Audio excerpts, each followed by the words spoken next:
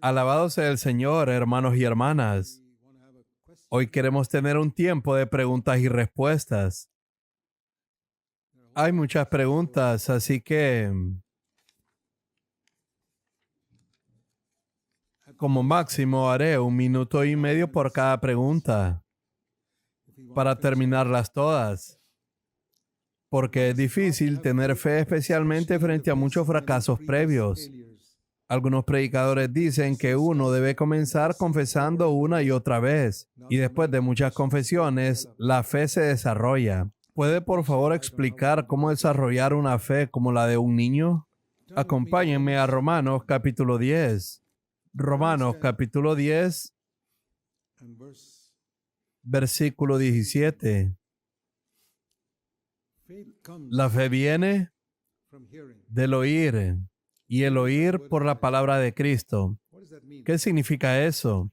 ¿Oír qué? Creo que significa oír a Dios. Cuando lees la palabra de Cristo, que particularmente es el Nuevo Testamento, la Biblia es llamada la palabra de Dios, pero la palabra de Cristo se refiere específicamente al Nuevo Testamento.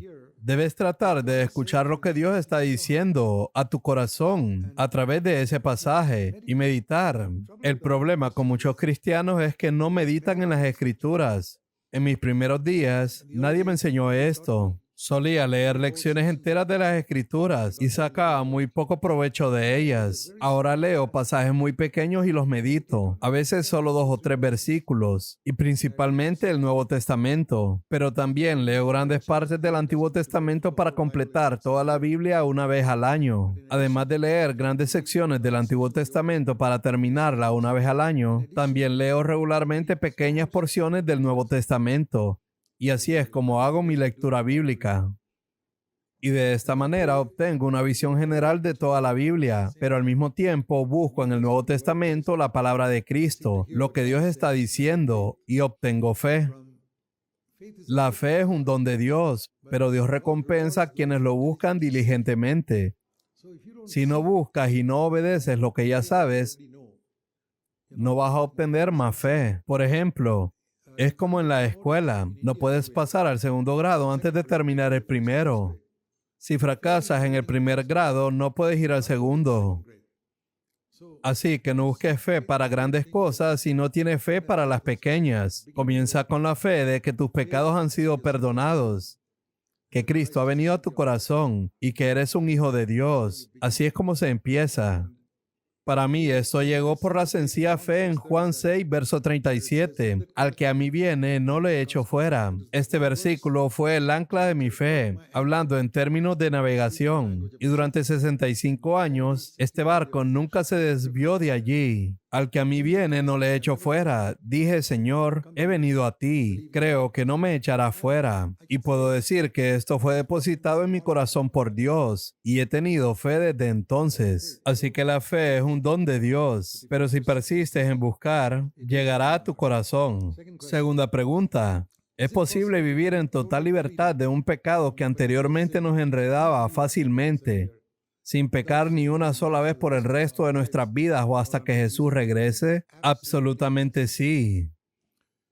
Hay pecados que tardan más en superarse, dependiendo de cuánto te hayas entregado a ellos o de cuán seriamente los enfrentas. Por ejemplo, hay una ley en el Antiguo Testamento: no matarás o no cometerás asesinato. ¿Alguien aquí ha cometido un asesinato? Estoy seguro de que puede dejar de hacerlo. Ese es un ejemplo de algo que se puede dejar por completo. Incluso puedes decir que nunca lo hiciste. Pero Jesús explicó que el asesinato se origina en la ira. Mateo capítulo 5. Y ahí es donde tienes que matarlo.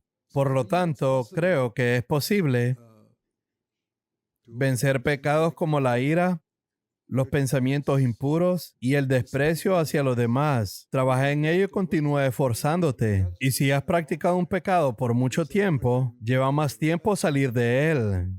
Cada vez que pecas, estás cavando un pozo. Cada vez que haces lo mismo, profundizas ese pozo. Pecas de nuevo, profundizas ese pozo. Algunos han cavado pozos muy profundos y ahora están tratando de salir. Dios te ha perdonado todo, pero salir completamente de ese pozo no sucede de inmediato, porque te entregaste tanto a ese pecado que casi se convirtió en parte de tu naturaleza. Ahora el Espíritu Santo ha venido y está tratando de liberarte de eso. Y Dios, en su manera maravillosa, te ha permitido luchar y vencer. De lo contrario, ¿sabes qué pasaría? Serías como un robot. Puedes programar un robot de tal manera que nunca diga nada malo o nunca haga algo malo. Está programado, no hay libre albedrío ahí. Piensa en las estrellas y los planetas. Durante miles y miles de años nunca han desobedecido a Dios ni una sola vez.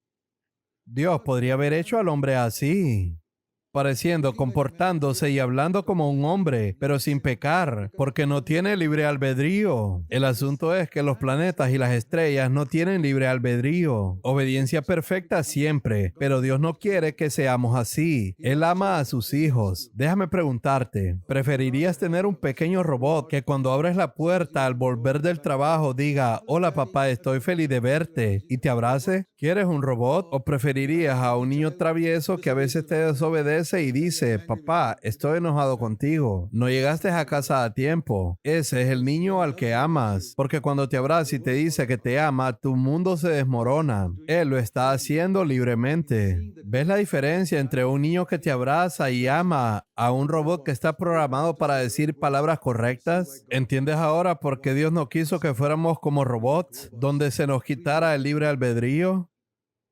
Así que incluso después de haber nacido de nuevo, todavía tenemos libre albedrío. ¿Sabes que incluso en el cielo tendré libre albedrío? Entonces podrías decir, bueno, ¿y si pecas después de ir al cielo? No, porque antes de llegar al cielo, seré hecho como Cristo. Seremos como Él cuando venga. Y Cristo nunca pecó en 33 años. Incluso si viviera 33 millones de años, no pecaría. Así que cuando yo sea como Él, puedo vivir 100 millones de años y no pecar, porque el deseo de pecar ha desaparecido. De hecho, el deseo de pecar casi ha desaparecido ahora. La capacidad de vencerlo es lo que a menudo lleva tiempo. Si has nacido de nuevo y estás lleno del Espíritu Santo, tendrás un deseo tan grande de agradar a Dios que no quieres herirlo o entristecerlo en lo más mínimo. He experimentado eso durante varios años. Si digo una palabra ruda a alguien, realmente me perturba. ¿Por qué es eso? Porque al caminar con el Señor, su naturaleza se apodera de ti y detestas todo lo que es inmundo. Piensa en una persona que creció en un barrio pobre, acostumbrada a la suciedad y los desechos y vivía así. Luego un día esa persona se deshace de eso y llega a un ambiente muy limpio, que incluso el mínimo rastro de suciedad en su casa lo quiere limpiar. Esto es lo que sucede cuando nacemos de nuevo. Así que es posible vivir libre de un pecado en particular si realmente confías en el Señor. Nunca digas que hay un pecado del que Jesús no puede ayudarte a vencer. El pecado no se enseñoreará de vosotros, Romanos 6:14, porque estáis bajo la gracia, y esta se le da a los humildes. Primera de Pedro 5, verso 5. Recuerdo los momentos en los que fui derrotado por el pecado y dije, Señor, ¿por qué? El Señor decía, eres orgulloso. Toda persona humilde recibe gracia. El agua siempre fluye hacia el lugar más bajo primero, porque no había agua en ese lugar alto, porque el agua de la lluvia llegó primero al lugar más bajo. Porque esa persona obtuvo gracia y tú no, porque tienes pensamientos elevados sobre ti mismo. Como obtuvo gracia esa persona, incluso llegando al Señor 10 años después que tú, porque era humilde. Es la humildad lo que lo determina, no los años que llevas en el Señor. Dios da su gracia a los humildes, y cuando estás bajo la gracia, el pecado no puede dominarte. He oído en la iglesia que el Señor me llena del Espíritu según el tamaño de mi copa. ¿Qué significa exactamente esta copa? En lenguaje figurado no puedes definirla con exactitud. Todas las ilustraciones son limitadas. El significado es que nuestra capacidad, ya sea que la llamemos una copa o como prefiramos, al principio es limitada. Y el Señor nos llena según la medida de esa capacidad. Nuestra comprensión de cuánto pecado hay en nuestra carne es limitada. Pero a medida que caminas con el Señor en fidelidad, esa capacidad, esa copa en nuestro corazón crece en tamaño. y empiezo a conocer mejor al Señor y a tomar más en serio qué es el pecado. Descubro áreas de mi subconsciente que antes desconocía. Ese es un indicio de crecimiento. Descubrir pecados en tu vida que antes no sabías que existían. Uno de los puntos que el Señor me ha mostrado es que hay más áreas en mi vida que nunca pensé que fueran pecado. Por ejemplo, he mencionado esto antes. Cuando haces algo bueno por alguien y esperas que esa persona te lo agradezca, ¿es eso un pecado? Enseñamos a nuestros hijos a dar las gracias a los demás. Es un buen hábito, pero esperar que alguien te dé las gracias por lo que hiciste por él, eso nunca pensé que fuera pecado durante muchos años, hasta que el Señor me lo mostró. Y te diré cómo el Señor me lo mostró. Había un joven en nuestra iglesia a quien ayudamos mucho en nuestra casa. Gradualmente mejoró en sus estudios, se fue a otra ciudad y consiguió un buen trabajo. Y nunca volvimos a saber de él desde que se fue. Aunque había estado en nuestra casa, incluso se quedó a dormir varias veces. Nunca nos escribió una carta para decirnos cómo le iba. Supimos de él a través de otras personas y pensé, qué joven tan desagradecido. Entonces el Señor me confrontó y dijo, el pecador eres tú. Le respondí, yo, que hice mal, lo ayudé en todo lo posible. Y el Señor dijo, en la medida que lo hiciste a uno de estos, mis discípulos, me lo hiciste a mí. ¿Conoces ese versículo? El Señor dijo a los que ayudan a los pobres, lo hiciste por mí, porque yo estaba allí, y al hacerlo a uno de mis discípulos, me lo hiciste a mí. Entonces, si lo hiciste por mí, ¿quién debería agradecerte? ¿Ese discípulo o yo? Le respondí, Señor, tú deberías agradecerme. Yo te daré las gracias en el día final. Entonces, no esperes que Él te lo agradezca. Ese día entendí que cuando hago algo bueno por alguien en la medida en que lo hice al más pequeño de sus discípulos, se lo hice a él. Y si lo hiciste para él, ¿quién debería agradecerte? Él. Sin embargo, hay tantos creyentes que viven preguntándose, ¿por qué no me agradeció? Tú eres el que está pecando. Al menos hoy lo entendiste. Desde hoy eres culpable si esperas las gracias de alguien. Solo te estoy dando un ejemplo de lo que nunca supiste que era pecado. De repente descubres lo que es porque Dios te muestra su estándar de vida. Es como la gente que vive en un barrio pobre. Su entendimiento de lo que es vivir limpiamente es muy diferente.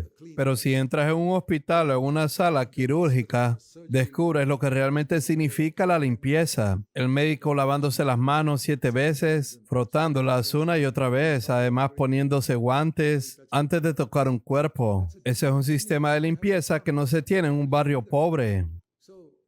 Así que el estándar de limpieza de Dios es muy alto, pero lo descubres poco a poco. Entonces, al seguir al Señor en el conocimiento que tienes, obtienes más entendimiento de lo que es pecado. Eres limpiado y tu copa se agranda. Así participas cada vez más de la naturaleza de Dios en diferentes áreas. Hay muchos cristianos que no sienten que enojarse sea pecado, o mirar una mujer bonita o admirar su belleza no es pecado. Dicen, no estoy codiciándola, solo estoy admirando su belleza. Pero la Biblia dice en Proverbios, no admires la belleza de una mujer. No saben que es pecado. Un día lo descubrirán. Así es como crecemos espiritualmente. Y cuando nuestra capacidad aumenta, podemos ser llenos del Espíritu Santo una y otra vez. Muy a menudo recuerdo mis pecados pasados. ¿Cómo los supero o los olvido? Nunca podrás olvidar lo que has hecho, porque la memoria es parte de nuestro sistema que Dios nunca elimina completamente. Recordarás siempre con claridad cosas buenas que hiciste y cosas malas. Tal vez hace mucho tiempo, especialmente las cosas malas. Las recordarás incluso después de 50 años. Pero si el Señor te las ha perdonado, Él dice, no las recordaré. Ahora hay una diferencia entre que Dios diga, he olvidado, y que diga, no recordaré. ¿Cuál es la promesa en Hebreos capítulo 8? Es una gran promesa, promesa del nuevo pacto. Versículo 12, en la última parte, nunca más me acordaré de sus pecados. Hebreos 8, verso 12, tendré misericordia, nunca más me acordaré de sus pecados. Permítame parafrasearlo. Nunca he olvidado sus pecados, pero elijo no recordarlos. Eso es lo que significa. ¿Cómo puede Dios olvidar? Si yo no he olvidado las cosas tontas que hice hace 80 o 70 años, ¿cómo puede Dios olvidarlas? Pero Él dice, elijo no recordarlas. En otras palabras, ya no están en tu contra. Es algo maravilloso saber que cuando me acerco a Dios, Él no me reprocha todas las tonterías que hice, porque las confesé, están perdonadas. Puedo pararme con una conciencia limpia ante Dios, vestido con la justicia de Cristo. Es muy importante recordarlo. Entonces, cuando recuerdes tus pecados pasados, debes recordar este versículo, pero también es un recordatorio para humillarte y reconocer el pozo del cual Dios te libró. Ten cuidado con ese pecado en particular. No caigas en él de nuevo. ¿Es necesaria la restitución para la salvación? Si confieso todos mis pecados, ¿no me perdonará? Sí, ciertamente te perdonará por los pecados que has cometido contra Él. Pero si le robaste dinero a alguien, no solo has pecado contra Él, sino también contra esa persona.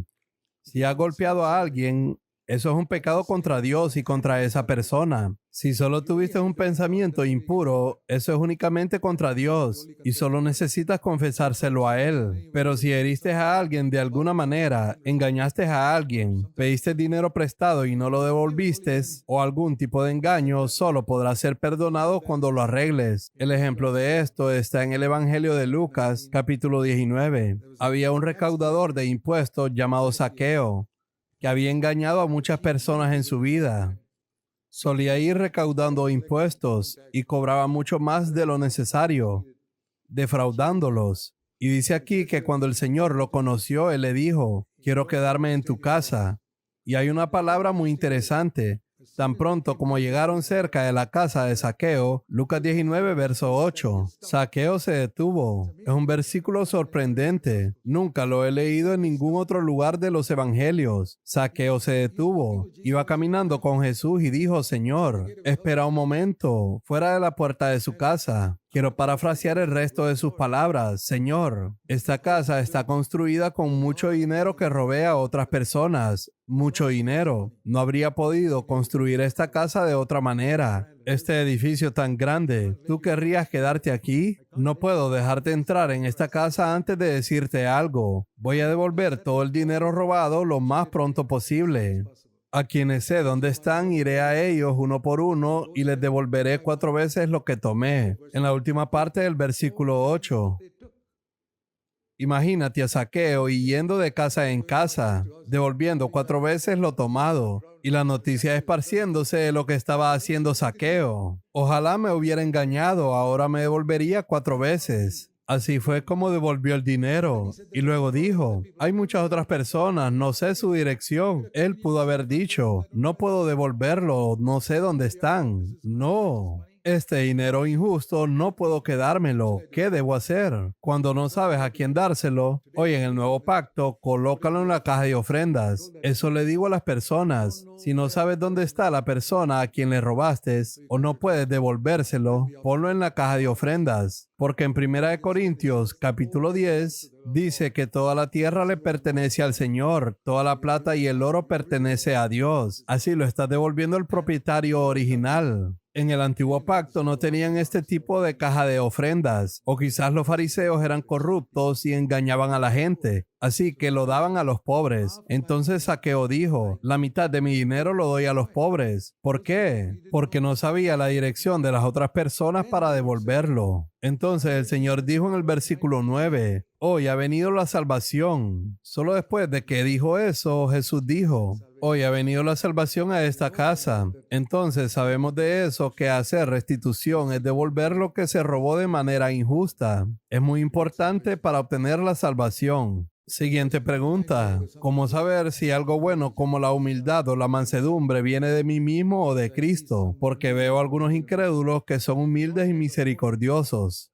Todo depende del motivo. Lo dije el otro día. Hay pecado de hecho, palabra, pensamiento, actitud y motivo. Y a veces puedo hacer algo bueno con un mal motivo. Puedo actuar humildemente para obtener honor. Y es el motivo lo que determina si algo es un pecado o no. Puedo actuar de cierta manera para obtener algún beneficio o ganarme una reputación. Y con la mayoría de personas es así. Pero cuando vienes a Cristo, también puede ser así.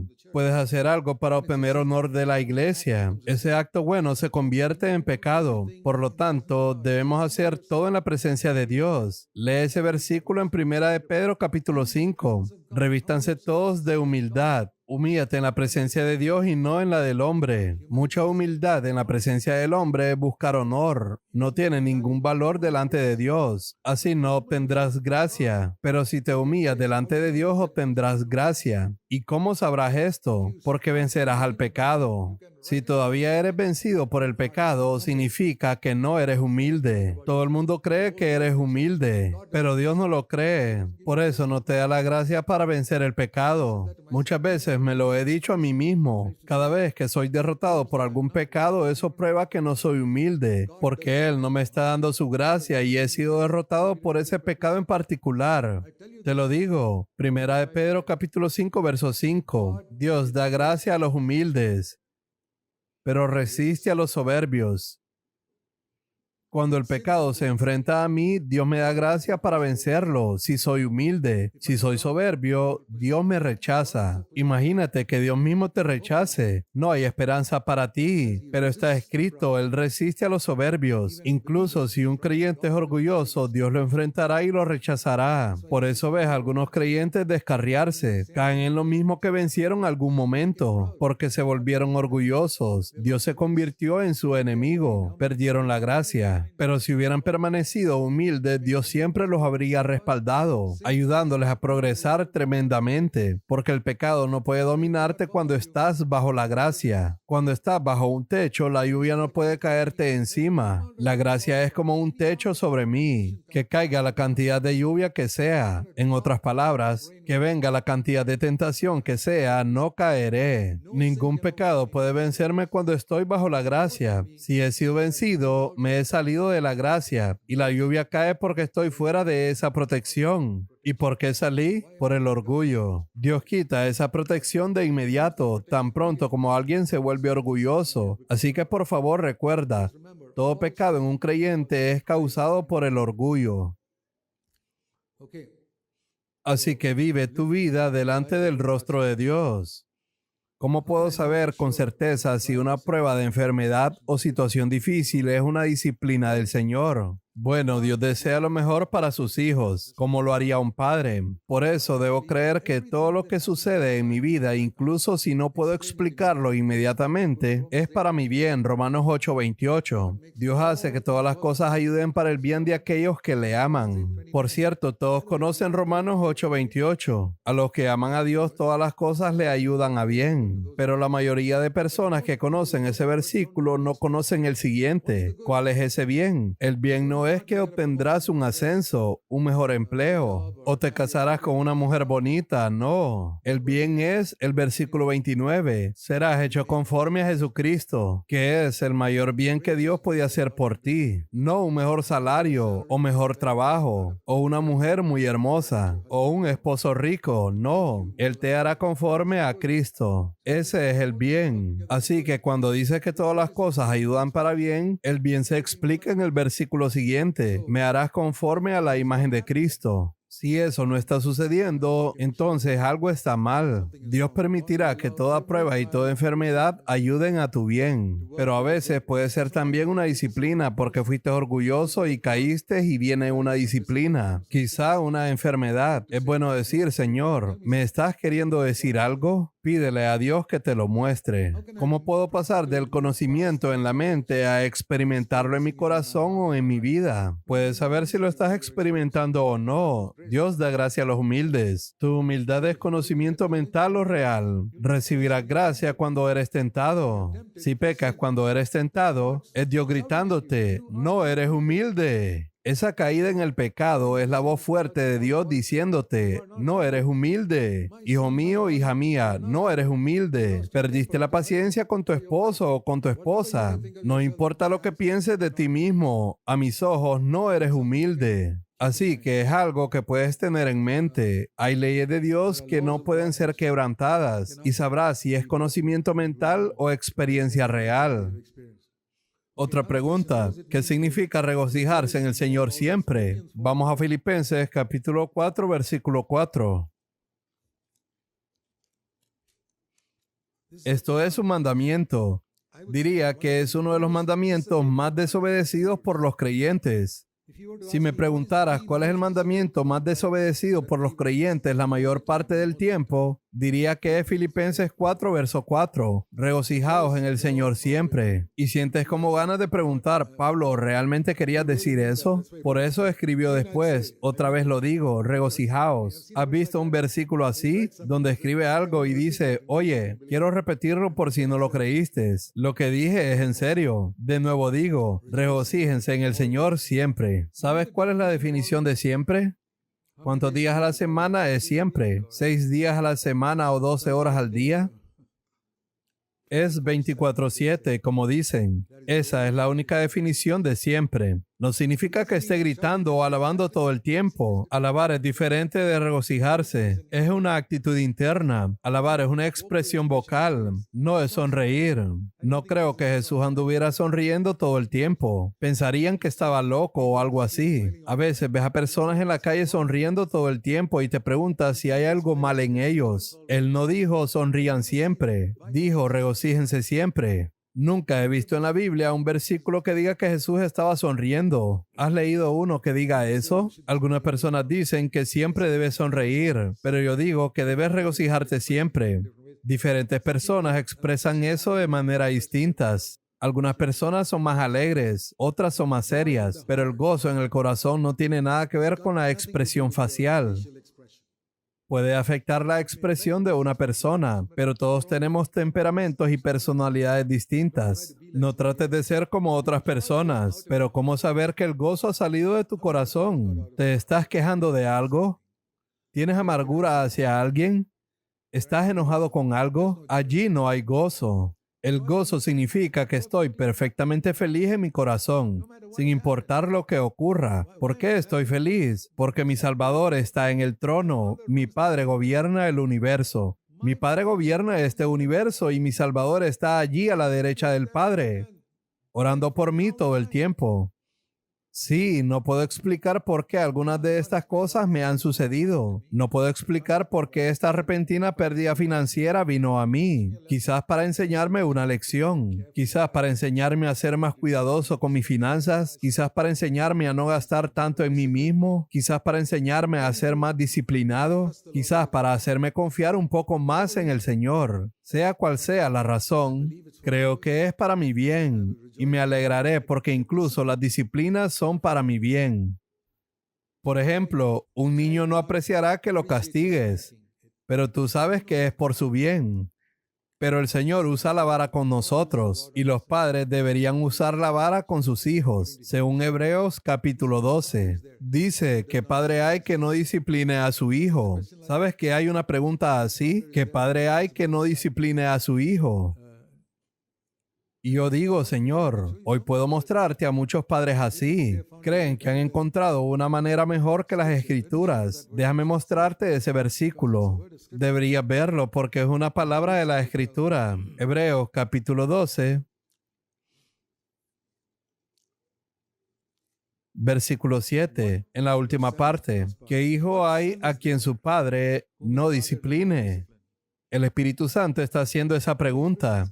Y yo digo con tristeza, Señor, hay muchos, incluso entre los cristianos, padres que creen que han encontrado una manera mejor que lo que dice la Biblia. Dicen, voy a criar a mis hijos de una manera piadosa y sin disciplina. Está bien, inténtalo.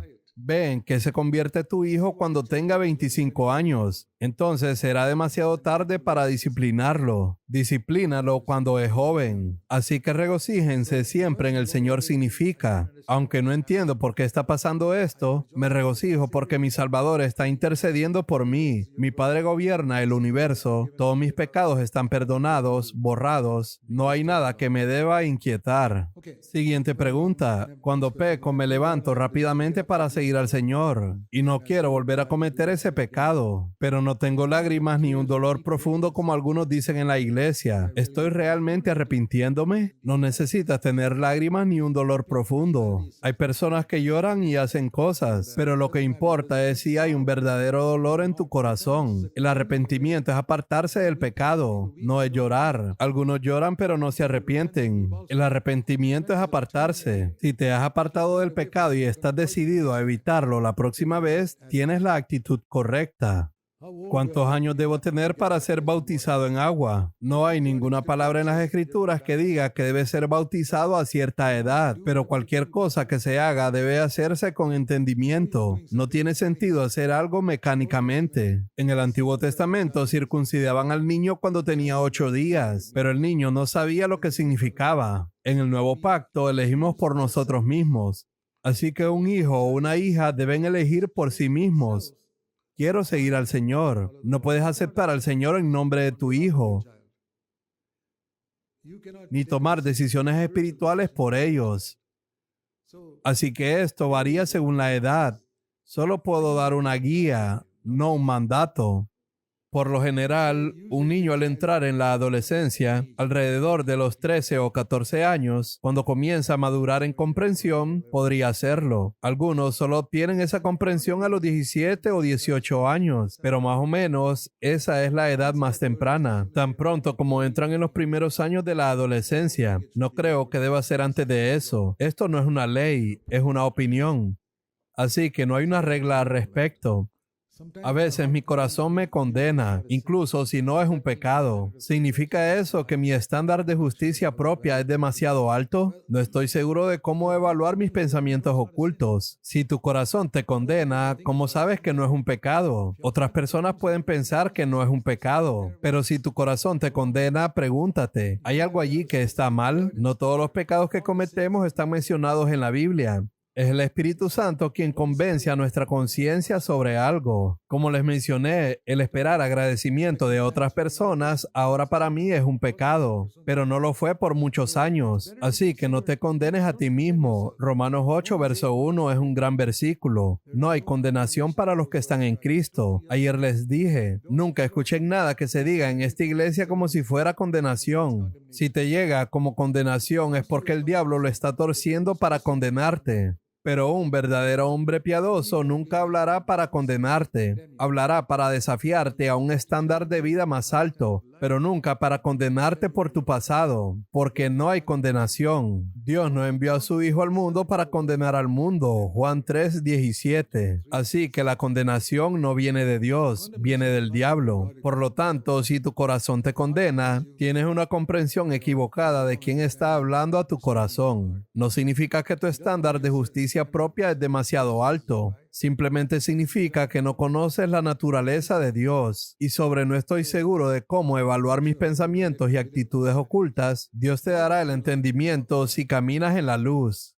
El Señor me ha ayudado a perdonar a otros, pero no puedo perdonarme a mí mismo. ¿Cómo lo hago? No sé a qué te refieres con perdonarte a ti mismo. Has perdido tu reputación ante las personas y te preocupa eso, que tu reputación se haya desvanecido. Entierra tu reputación. Deja que piensen menos de ti. ¿Qué importa? Si alguien piensa menos de ti, te salvará el orgullo. Así que no te preocupes por lo que los demás piensan de ti. Si ya has perdonado a otros, simplemente déjalo con Dios. Has terminado. Si quieres conocer a Dios y aferrarte a la vida eterna aquí en la tierra, ¿qué sucede cuando vemos a Jesús? Verás, la vida eterna es la vida de Dios que no tiene principio ni fin. Y no podemos abarcar toda esa vida en 30, 60 o 100 años en esta tierra. Creo que si Dios es eterno, me llevará toda la eternidad a explorar la profundidad de la naturaleza de Dios. Incluso cuando llegue al cielo diré, he llegado a ser como Jesús, pero la inmensidad de la naturaleza de Dios me llevará toda la eternidad. descubrirla. No sabemos mucho sobre la vida en el cielo. Eso es todo lo que puedo decir al respecto. Yo mismo no sé mucho. Sabremos más cuando lleguemos al otro lado. Nuestra mente hoy es limitada. No podemos entender cómo es el cielo. Así que esto es solo mi opinión. He leído que a cada creyente se le da un don. ¿Cómo puedo identificar cuál es el don que Dios me ha dado? Bueno, a medida que buscas servir al Señor, descubrirás cuál es tu don. Al principio, cuando me convertí, lo único que sabía era compartir el evangelio con otros. Entonces repartía folletos, viajaba en autobús, tren, entregaba folletos o me paraba en las calles a predicar, pero casi nadie se convertía. Y descubrí que no era un evangelista. Y sin embargo, al mismo tiempo, ese mismo año, en los estudios bíblicos que impartía en la iglesia, las personas eran tremendamente bendecidas y desafiadas. Además, sentía una gran libertad al enseñar, así que descubrí que mi don era más de enseñanza que de evangelismo. El evangelismo es un don, la enseñanza también. Dios designa a algunos como maestros evangelistas, apóstoles que plantan iglesias y a otros como profetas que hablan de manera profética. Algunas personas tienen más de un don. Dios decide cuál es ese don. Y a medida que sirvas y te esfuerces en el Señor, sabrás cuál es tu carga. La carga que Dios pone en tu corazón es una señal de su voluntad para tu vida y el don que te ha dado. Por favor, ¿podrías ampliar el tema sobre no buscar el don de lenguas en el contexto de 1 Corintios capítulo 14, verso 1? 1 Corintios capítulo 14, versículo 1 dice: procuren alcanzar el amor, pero también deseen ardientemente los dones espirituales, sobre todo que profeticen. Ese es el único don que se nos pide de desear fervientemente, y no es el don de lenguas, sino el de profetizar.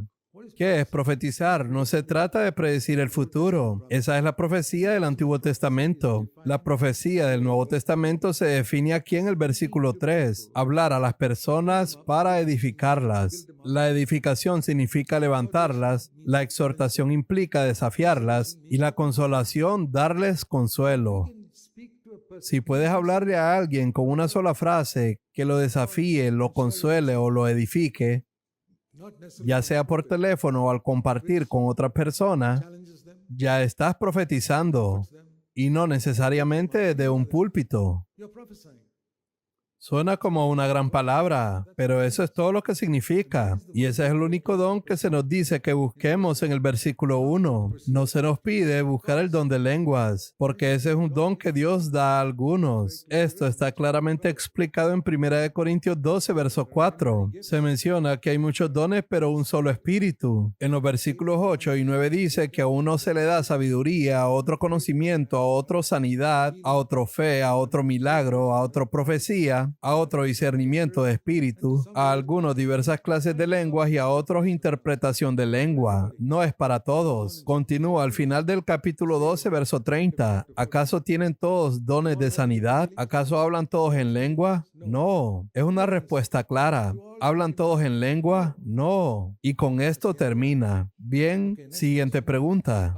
¿Cómo puedo diferenciar entre tentación y pecado? La diferencia está en cuando cedes a la tentación. El mejor ejemplo se encuentra en Santiago capítulo 1. Este es el ejemplo de la procreación del pecado. Y dice allí en Santiago capítulo 1, versículo 14, cada uno es tentado cuando de su propia concupiscencia es atraído y seducido. Atraído significa ser seducido por un deseo específico. Y cuando cedes a ese deseo, ocurre una concepción que da a luz el pecado. Por ejemplo, imagina a una chica caminando por la calle y un chico muy apuesto y rico le dice: oye, ven conmigo. Ella se siente muy atraída por él, porque este chico es tan bueno, guapo, rico, educado y amable. Pero ella no está casada con él. ¿Está atraída? Sí. Ella regresa a casa sintiéndose pero muy atraída. Pero no ocurrió ninguna concepción en su cuerpo porque ella no se entregó a él. Si ella se hubiera entregado y él hubiera tenido relaciones con ella, entonces habría engendrado a un hijo. Pero el hecho de que ella se sintiera atraída no significa nada. Así que la tentación puede ser atractiva. Oh, eso es muy atractivo. Pero si no cedo a ella, no es pecado. El ejemplo usado aquí es exactamente como cuando una chica concibe porque se entregó a ese hombre. Pero el simple hecho de sentirse atraída no significa que haya pecado. Esa es la diferencia entre tentación y pecado.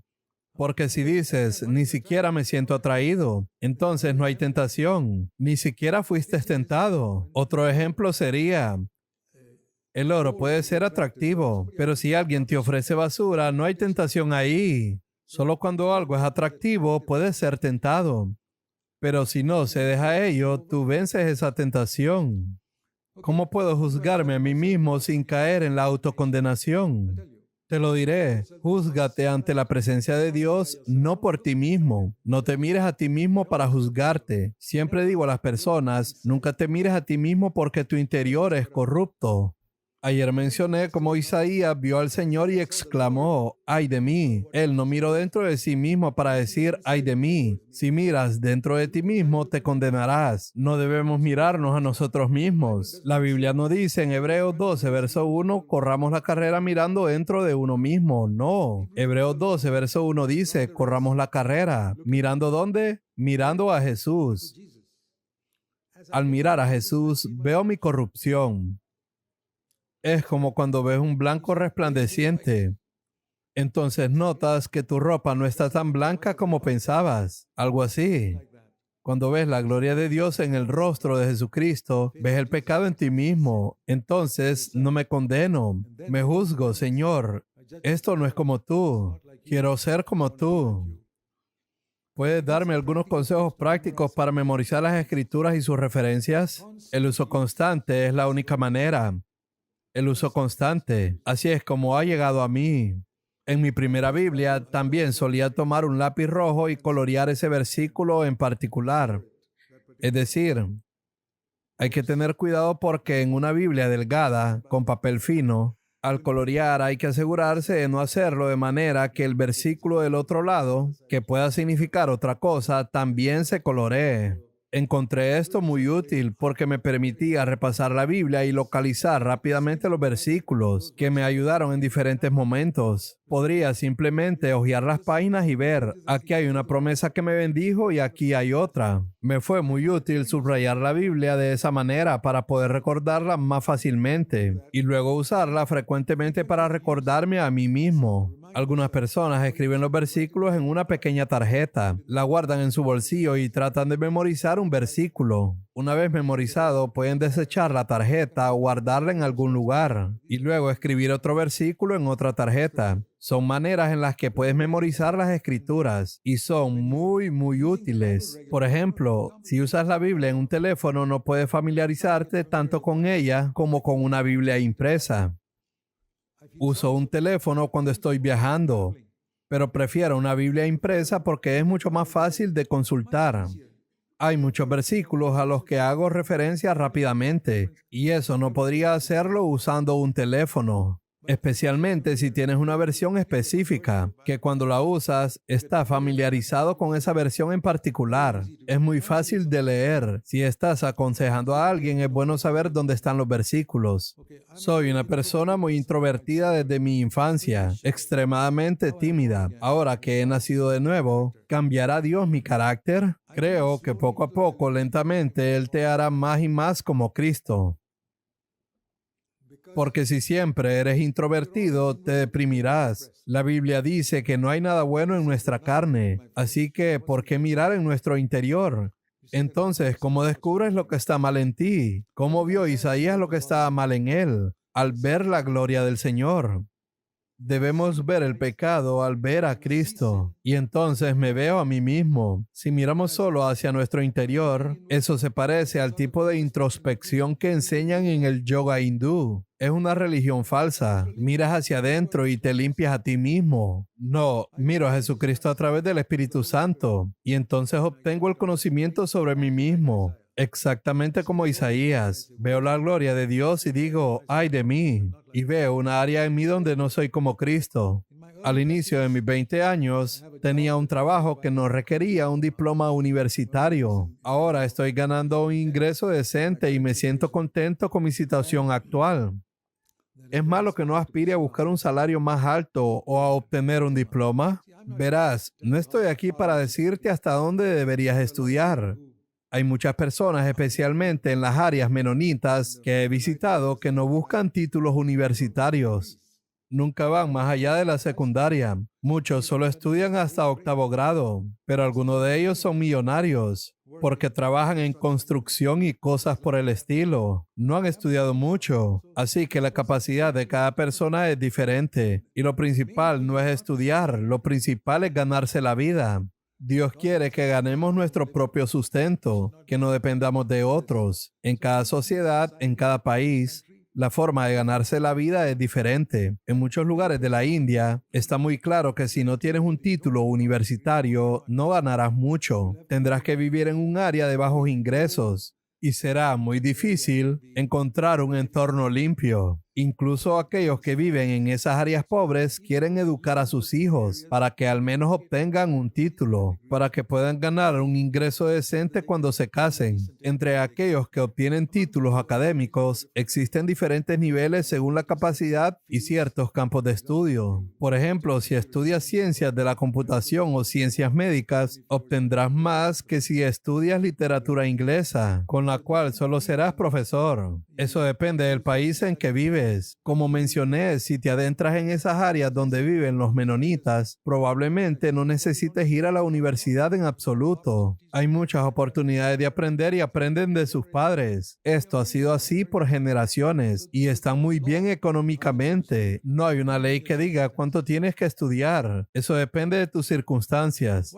¿Qué límites debo establecer como mujer soltera en las interacciones con los hombres, incluso como amigos? Debe ser extremadamente cuidadosa, porque la mujer no puede entender cuán fuerte puede ser el impulso sexual en un hombre, incluso si él dice ser creyente. Debes mantener una distancia respetuosa. De lo contrario, puedes tentarlo, incluso si es creyente. Te aseguro que caerás en el pecado. ¿Cómo puedo hacer esto con libertad en mi espíritu sin estar constantemente introspectiva o sobreanalizando? Bien, mantén una distancia respetuosa y sé modesta. Si alguien trata de ser demasiado amigable o cercano contigo, toma distancia y sé prudente en todas tus relaciones con hombres. Hay una exhortación para los hombres en 1 Corintios capítulo 7. Creo que es muy buena. ¿Sabes lo que dice 1 Corintios capítulo 7, verso 1? En la última parte del versículo 1. Dice, bueno, le sería al hombre no tocar mujer. Bueno, le sería al hombre no tocar mujer. Incluso tocar, porque puede estimular el deseo de un hombre. Debe ser muy cuidadosa. Algunos hombres, incluso si solo dan la mano a una mujer, pueden sentirse estimulados. Si son honestos, te lo dirán. No todos, pero algunos sí pueden. Así que uno debe ser muy prudente. Eso es todo lo que digo. Y no estoy haciendo una ley. Si no estás segura de dónde está el límite, no dejes que se acerque mucho a ti. No des demasiada libertad. Cuanto más extiendes ese límite, más peligro corres de caer en el pecado. Y la mujer siempre tiene más que perder si le da demasiada libertad a un hombre. Me cuesta mantenerme alejada de los hombres y eso me lleva al pecado sexual. Vaya, eso es bastante serio que una chica lo diga. Me cuesta mantenerme alejada de los hombres y eso me lleva al pecado sexual. Wow, que una chica caiga en el pecado sexual significa que algo anda realmente mal. ¿No entiendes lo terrible que es el pecado sexual? Quiero mostrarte 1 Corintios capítulo 6. ¿Sabes? La Biblia divide todos los pecados en dos categorías. Decimos pecado invisible, pecado visible. No, así no es como lo divide la Biblia. Escucha con mucha atención. La Biblia divide todos los pecados en dos categorías: adulterio y todos los demás pecados. ¿Lo has oído alguna vez? Primera de Corintios, capítulo 6, versículo 18.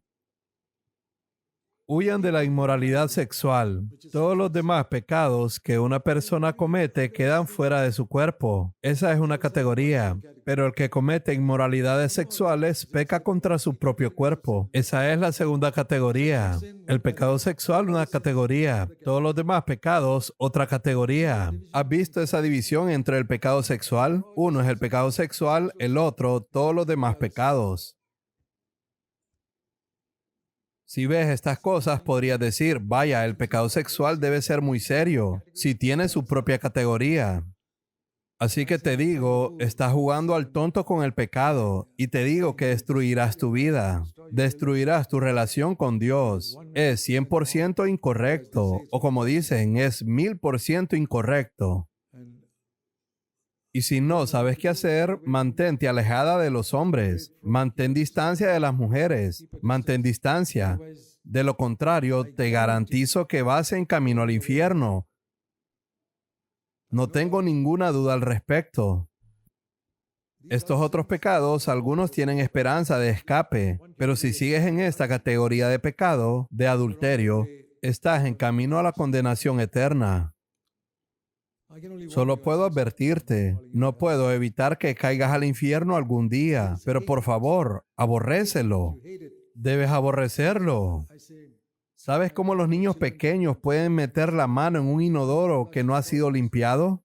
Si ves el inodoro sucio, ni siquiera quieres mirarlo. Pero los niños pequeños meten la mano ahí y juegan con eso, porque no entienden que está sucio. Cuando juegas con el pecado es exactamente igual. Metes tu cabeza en un inodoro lleno de excrementos y desechos y decides meter la cabeza. Eso es el adulterio. Eso es codiciar a las mujeres. Y lo mismo es con la pornografía. Míralo de esta manera. La próxima vez que te sientas tentado sexualmente con pornografía, di, ahora voy a meter mi cabeza en ese inodoro y voy a lamerlo antes de salir. Y claro, luego me lavaré. Le pediré a Jesús que me limpie. Pero me gusta tanto este inodoro que lo voy a lamer mañana otra vez. Y no quiero pasar ni un día sin lamer ese inodoro. Y tú dices, realmente disfruto esto. Me siento un poco mal después de terminar. El sabor es malo. Pero al principio, vaya, lo amo. Me encanta el color y simplemente me sumerjo en ello. Podría describirlo de una manera más sucia para que te alejes de la pornografía y el pecado sexual. Estoy tratando de ayudarte. ¿De acuerdo? Bueno, dices que no sabes qué hacer. Esto es lo que deberías hacer. Verlo como un pecado terrible. Paso horas en YouTube todos los días y me siento condenado por ello. Quiero ser fiel con el tiempo que Dios me dio. ¿Puedes darme algún consejo práctico? Consejo práctico, solo tienes que presionar un botón. ¿Cuánto tiempo toma? ¿Cuánto tiempo toma? Ni siquiera un segundo.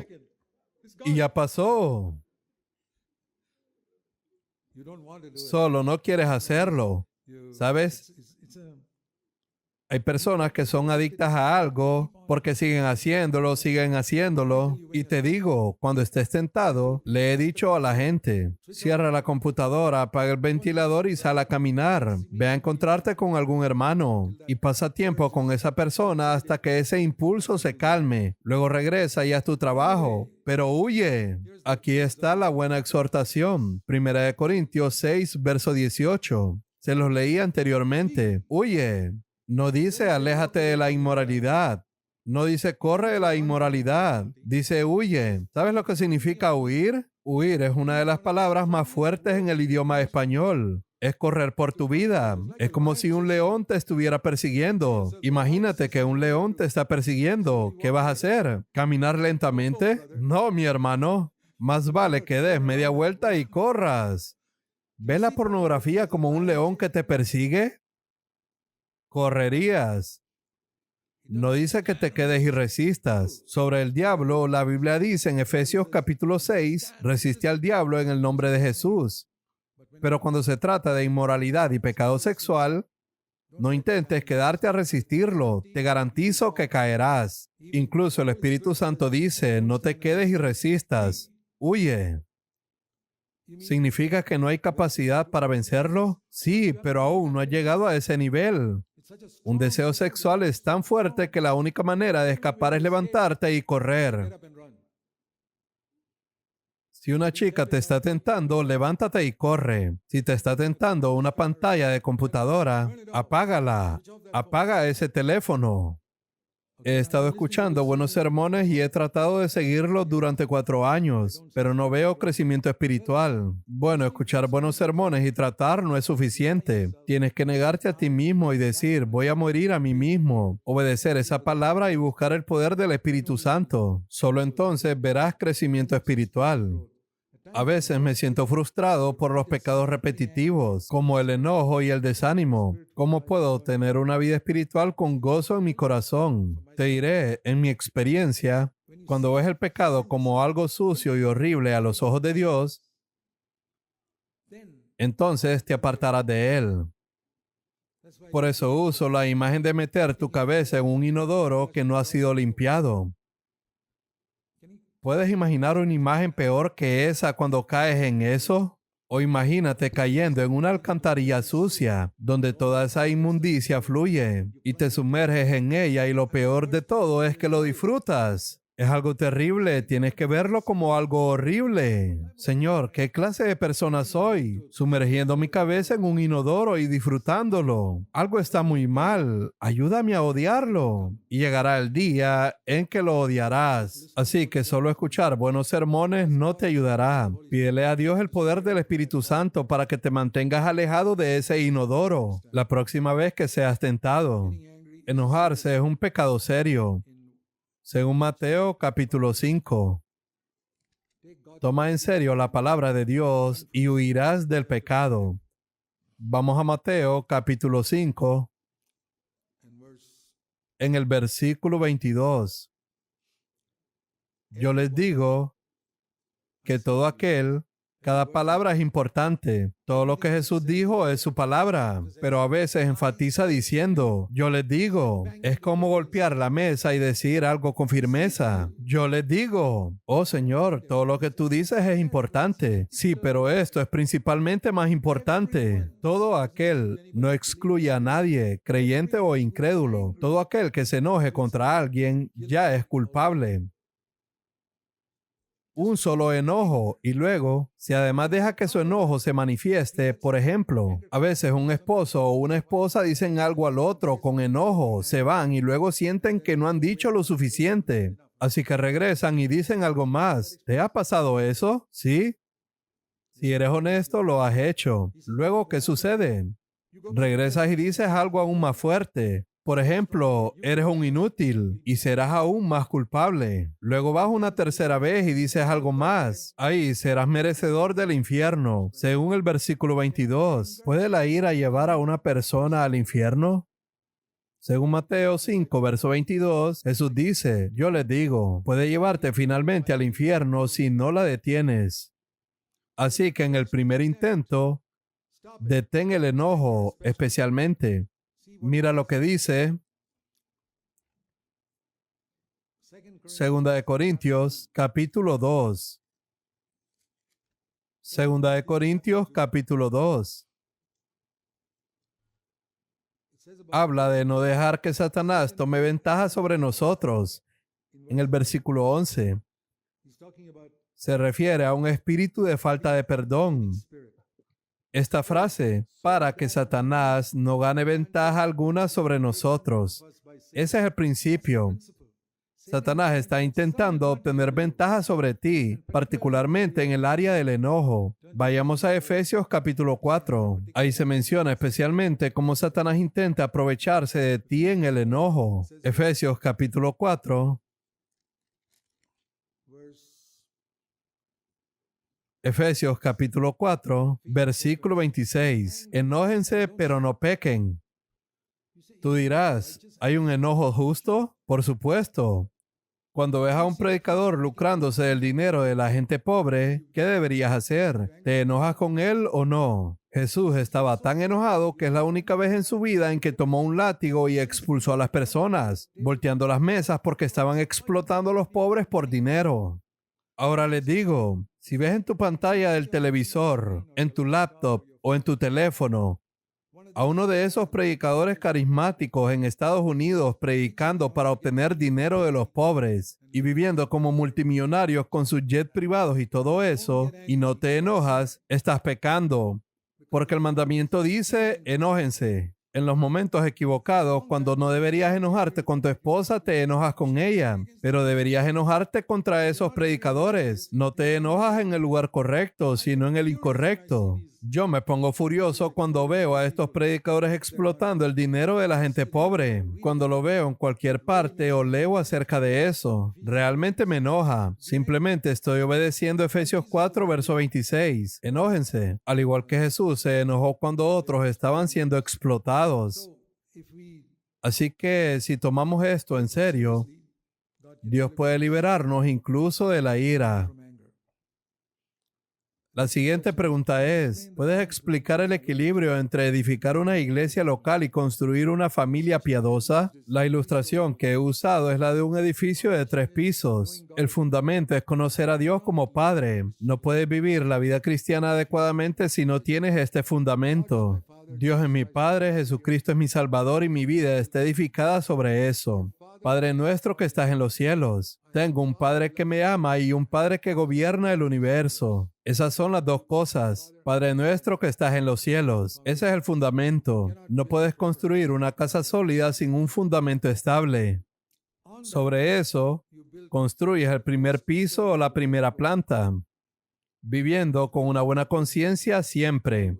Esto es muy importante. Si no mantienes una buena conciencia, ese primer piso será inestable. Entonces no podrás construir el resto de la casa. Imagina si tienes un primer piso inestable, ¿cómo vas a construir el segundo o tercer piso? Muchas personas no pueden construir nada en su vida porque no viven con una buena conciencia. El segundo piso o la segunda planta es la vida familiar, la forma en que vives en tu hogar, la manera en que vives con tu esposa o tu esposo, la forma en que crías a tus hijos. Tiene que ser realmente buena, un buen ejemplo, siendo pacientes, amorosos y amables unos con otros. Sobre eso construyes lo que es la iglesia local. No intentes edificar la iglesia si no has construido el primer y segundo piso, una buena conciencia y una vida familiar saludable. Muchos predicadores en América y en todo el mundo no tienen una buena vida familiar. Hay predicadores que se han casado con mujeres divorciadas. En las iglesias pentecostales en América, hay predicadores que se han divorciado de sus esposas y se han casado con sus secretarias, pero siguen siendo pastores. Nunca en 1,000,000 de años podrán edificar la iglesia de Jesucristo. Pueden construir alguna estructura que llaman mega iglesia o lo que sea, porque son talentosos, pero no es la iglesia de Jesucristo. Colapsará y caerá cuando Cristo regrese porque han violado la ley de Dios. Dios ha permitido que muchas de estas cosas existan, así como ha permitido que el Islam, el hinduismo, el budismo y todo tipo de religiones falsas existan. Dios las ha permitido, no las ha destruido. Así como tampoco ha destruido esas iglesias donde pastores divorciados se han casado con mujeres divorciadas o han seguido explotando financieramente a otros. Dios permite muchas cosas, pero un día todo eso se derrumbará. Así es como edificamos una iglesia local, una conciencia limpia, una familia piadosa y luego la iglesia local. Eso es lo que hemos enseñado en todas nuestras iglesias. Y si una persona no ha criado a sus hijos correctamente, siempre he creído que debería renunciar a su liderazgo. Eso es lo que hemos enseñado en todas nuestras iglesias, si sus hijos son rebeldes. ¿Sabes lo que dice la Biblia en 1 Timoteo capítulo 3? Solo estoy citando las Escrituras. 1 Timoteo capítulo 3, los requisitos para un anciano. En el verso 2 dice que un anciano debe hacer esto y aquello, pero en el verso 4 dice que debe poder gobernar bien su casa, manteniendo a sus hijos sujetos con toda dignidad. Porque si un hombre no sabe cómo controlar a 3 o 4 hijos en su hogar, ¿cómo va a cuidar una iglesia de 50 o 60 personas? No puede criar bien a 3 hijos en casa, pero intenta edificar una iglesia de 50 o 60 personas. Olvídalo, ve y haz otra cosa. Busca otro trabajo y no intentes ser pastor o anciano de una iglesia. Ese es el estándar de Dios. Dime, ¿cuántas iglesias están siguiendo esto? Nosotros lo seguimos muy estrictamente. Lo hemos seguido durante 50 años. He removido a personas de liderazgos y sus hijos son rebeldes. Hermano Zach, tendremos menos líderes. Mejor tener menos líderes con buenos estándares que tener líderes con estándares mediocres. Así es como estas iglesias han sido destruidas en el mundo, con estándares mediocres que no respetan la palabra de Dios. El Espíritu Santo dice, ¿cómo puede un hombre edificar una iglesia si no ha edificado su propia familia? Muchos pastores conocidos hoy en América, ve y revisa lo que están haciendo sus hijos. Sus hijos son ateos, no siguen al Señor y se aprovechan del hecho de que el pastor es una persona muy conocida. Así es en lo que se ha convertido la cristiandad, Babilonia en su totalidad. Y son muy pocas personas las que están en contra de eso. No he encontrado una iglesia local con la misma visión que CFC. Y me siento confrontado por no asistir en persona. Así que me uno por Zoom a los servicios dominicales y a las reuniones entre semanas de esta iglesia. ¿Es necesario asistir a una iglesia en persona? Si no puedes encontrar una buena iglesia en tu localidad, Zoom es la siguiente mejor opción. Es un regalo muy bueno que Dios nos ha dado en estos últimos días. Úsalo, pero la comunión personal no es posible a través de Zoom. Y por eso es bueno asistir a conferencias como estas de vez en cuando y buscar comunión siempre que sea posible, aunque no sea en una iglesia. Ora para que Dios te dé comunión con al menos una familia piadosa en tu localidad. Dile, Señor, no tengo una iglesia local que sea piadosa aquí, pero ¿puedes guiarme a una familia con la que mi familia pueda tener comunión? Cuando 2 o 3 se reúnen en mi nombre, hay una pequeña iglesia allí. No estoy diciendo que inicies una nueva iglesia, pero puedes tener comunión con ellos. Es muy importante que tengamos comunión con otros. De lo contrario, nuestros hijos se desviarán si no procuras construir comunión con otros. Bien, siguiente pregunta. En una iglesia, ¿cómo equilibramos mantener los estándares de Dios y la sumisión a la autoridad? Definitivamente de la misma manera como se aplica en muchos otros lugares. Practicando la humildad con gentileza, ¿podemos mantener los estándares de Dios? Además, no estamos buscando una reputación de que somos gentiles. Si buscara ese tipo de reputación, habría dejado de predicar hace mucho tiempo. No me importa lo que la gente piensa de mí. Debo mantener los estándares de Dios. Mi gentileza se manifiesta en cómo trato a las personas. Cuando trato a mi esposa, debo ser 100% gentil. Igual cuando trato a mis hijos, cuando trato con las personas y con los pecadores, debo ser gentil. Pero cuando proclamo la palabra de Dios, debo ser como un león en el púlpito y un cordero fuera de él. Entonces, si me ves en casa, seré como un cordero. Si me ves en el púlpito, debo ser como un león. Así es como debe ser un verdadero siervo de Dios. Bien, no buscamos honor. Los ancianos me animan a compartir 2 o 5 minutos cada semana en la iglesia, pero tengo miedo de compartir algo que aún no es vida en mí. ¿Debería evitar compartir hasta que las palabras sean vida? No, puedes hablar acerca de por nada estéis ansiosos. ¿Por qué no? Di, hermanos, hoy quiero hablar sobre por nada estéis ansiosos. Quiero ser honesto y decir que aún no he llegado, pero estoy corriendo hacia esa meta y he mejorado un poco. Solía estar ansioso por muchas tonterías. ¿Has alcanzado la meta de no estar ansioso? No. Aún me preocupo por una u otra cosa. Si mis hijos aún no regresan a casa de la escuela a tiempo, me pongo un poco ansioso. Pero estoy trabajando en ello. Estás animando a otras personas. Así que no esperes alcanzar la perfección. Entonces no dirías nada hasta llegar al cielo. Así que a medida que avanzamos puedes decir, no he llegado por completo. Es como escalar una montaña. Pablo dijo, sígueme a mí como yo sigo a Cristo. Piensa en una montaña cubierta de nieve. Pablo ve las huellas de Cristo y las sigue. Cristo ya ha llegado a la cima. Yo estoy muy atrás de Pablo, pero pongo mis pies en las huellas de Pablo. Puedo decirle a la gente atrás de mí, mire mis huellas. No he llegado a la cima. No he llegado tan lejos como Pablo, ni siquiera como Cristo, pero voy en esa dirección, sígueme. Eso es todo lo que podemos decir. Y no hables algo muy adelantado de ti cuando aún no has llegado allí. ¿Conoces alguna iglesia del Nuevo Pacto en Hawái? No, no conozco ninguna. Espero que haya. ¿Desde qué edad debo enseñarle a mis hijos cómo comportarse con los niños del sexo opuesto? Recuerdo haber leído hace años un libro del hombre que escribió la Biblia viviente, Kenneth Taylor. Lo conocí. Un hombre muy humilde y piadoso.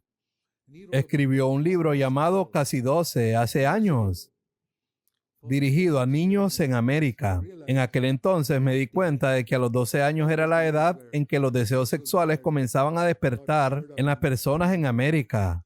Hoy diría que es casi a los 9 o algo así. Esto se debe a todas las cosas que están ocurriendo en la sociedad, lo que los niños ven en las escuelas y a lo que muestran a otros. Hay que ser muy cuidadosos.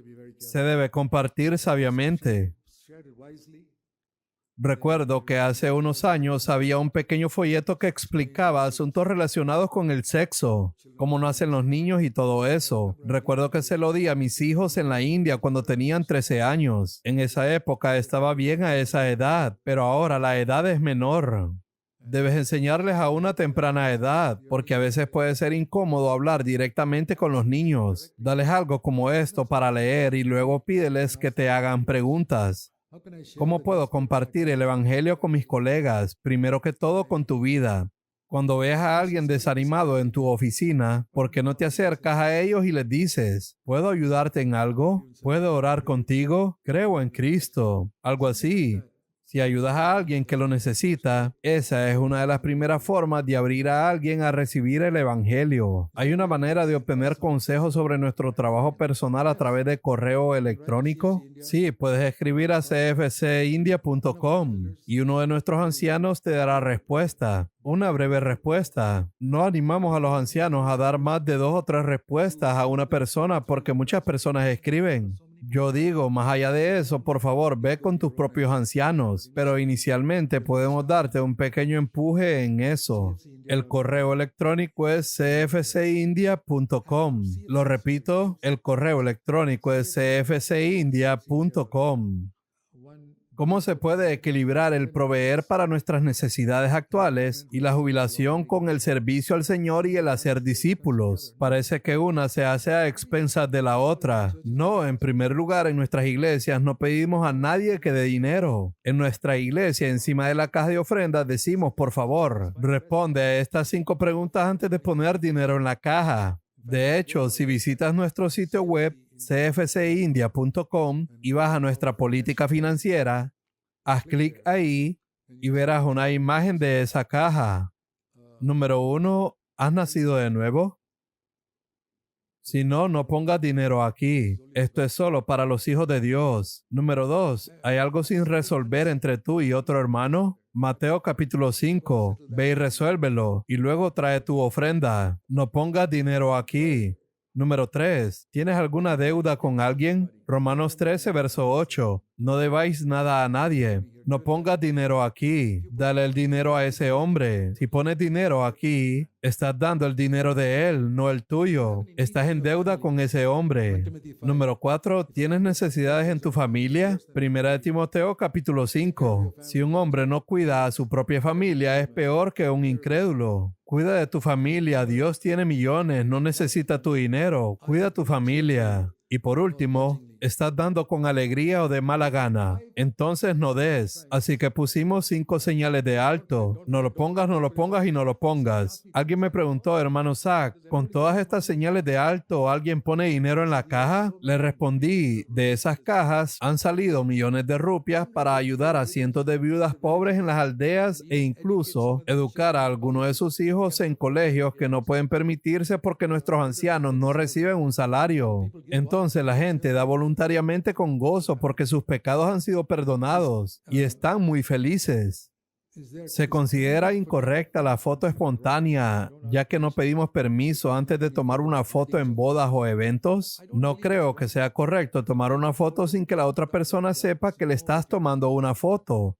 No es decente. Debes permitir que esa persona decida preguntándole, ¿puedo tomar una foto tuya? Pero hacerlo de manera secreta, sin que lo sepa, no creo que sea correcto. Eso es mi creencia. Es diferente en el caso de los reporteros de noticias que están tomando fotos por todos lados. Eso es otra cosa. Última pregunta. Desde que acepté al Señor como mi Salvador, he estado disculpándome en exceso con las personas por todo tipo de cosas. Accidentalmente toco a alguien en el metro y me disculpo con él. Y si la comida de mi esposa no es muy buena, me disculpo por ello. Si hay un visitante en casa y siento que le robé el tiempo y energía, también me disculpo. Las personas piensan que estoy enloqueciendo con este tipo de disculpas. Probablemente estés enloqueciendo, hermano, con este comportamiento. Eso no es espiritualidad.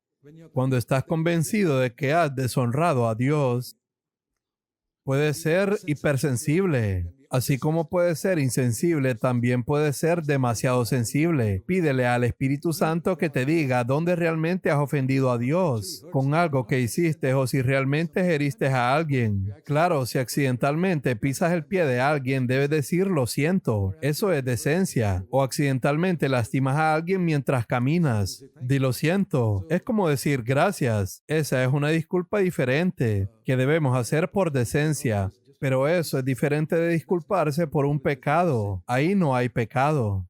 Bien, oremos.